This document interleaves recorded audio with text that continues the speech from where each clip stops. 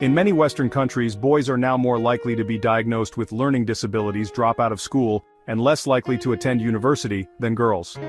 This isn't a minor issue, it's a growing crisis that impacts families, communities, and society as a whole.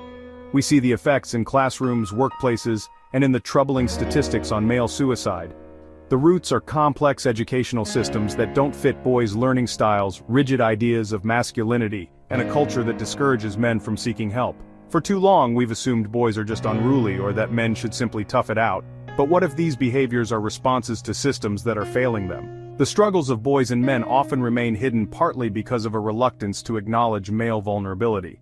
This silence allows problems to grow, turning individual struggles into widespread challenges. Understanding this crisis is the first step, so we must listen, question, and rethink how we support boys and men. This isn't about pitting genders against each other, it's about ensuring everyone has the chance to reach their full potential. The education gap between boys and girls is real. Boys are falling behind at nearly every level. Boys are more likely to be identified with special educational needs and are less likely to attend university. Modern classrooms often favor learning styles and developmental paces that suit girls, leaving many boys disengaged. Without hands-on learning and positive male role models, boys can feel alienated and lose confidence. This isn't about diminishing girls' achievements, but about making education work for everyone. Schools must adapt teaching methods and assessments to engage boys and help them thrive. Addressing these disparities is crucial for boys' futures and for society as a whole. Men's mental health is in crisis. Men account for around 3/4 of suicides in the UK. Many men suffer in silence, conditioned to hide vulnerability and avoid seeking help.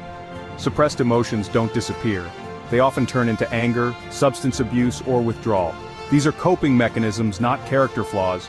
Traditional therapy models may not resonate with men, who are often less comfortable verbalizing emotions. We need more male-friendly mental health services, practical, accessible, and destigmatized.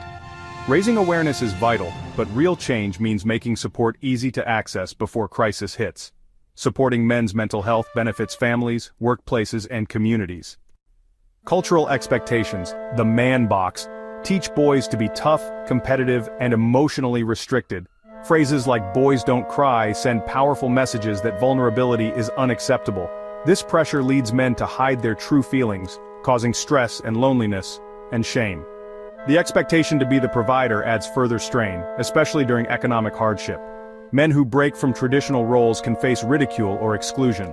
We must challenge these outdated norms and create a culture where boys and men can express their full emotional range.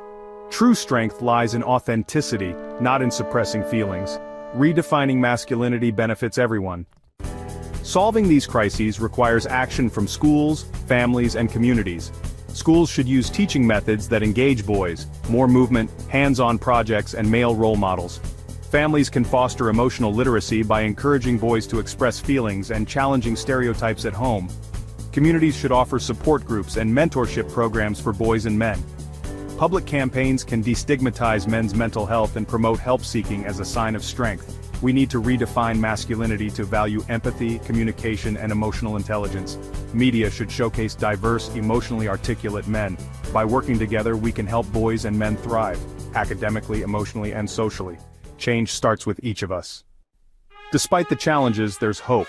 Awareness is growing and change is underway. Schools are adopting boy-friendly strategies and mental health organizations are reaching out to men. Challenging stereotypes is becoming more common, laying the groundwork for a better future. Supporting boys and men benefits families, workplaces, and communities.